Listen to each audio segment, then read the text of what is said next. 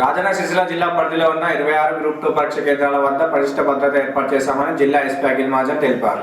సిరిసిల్ల వేములవాడ పట్టణంలోని పలు పరీక్ష కేంద్రాలను పరిశీలించి బందోబస్తులో ఉన్న అధికారులకు పలు సూచనలు చేశారు. ఎస్పీ వెంట డీఎస్పీ చంద్రశేఖర్ రెడ్డి, సిఐలు, సిబ్బంది ఉన్నారు.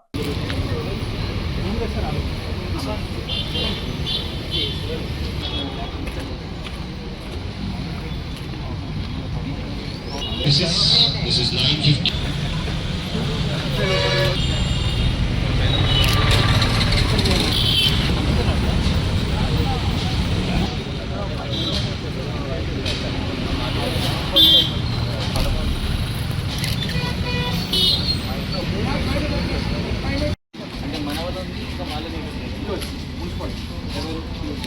లోపల ఉన్నట్టు మీ వాళ్ళ వాళ్ళ కాదు మీ వాళ్ళు అలా జస్ట్ హెల్ప్ చేస్తారు.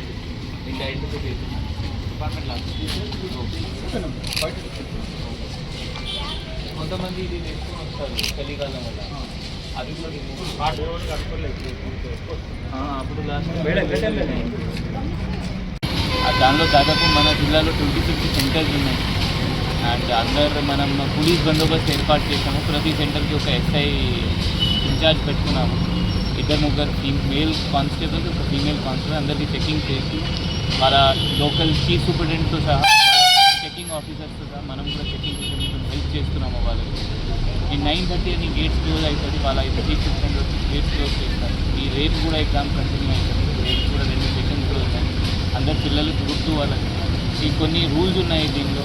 అది షూస్ అలౌట్ లేదు, అది కాకుండా ఏం ఫిజికల్ వాచ్ అలౌట్ లేదు. సో అట్లయినా మీరు తీసుకురాకండి. అది కాకుండా అందరికీ ఆల్ ద బెస్ట్. మీరు అందరూ మంచి క్లియర్ చేయాలి. లేదు 9:30 చీఫ్ సూపరింటెండెంట్ వాళ్ళు గేట్ ఎప్పుడు బంద్ చేస్తే అప్పుడు బంద్ అవుతుంది. That is chief superintendent.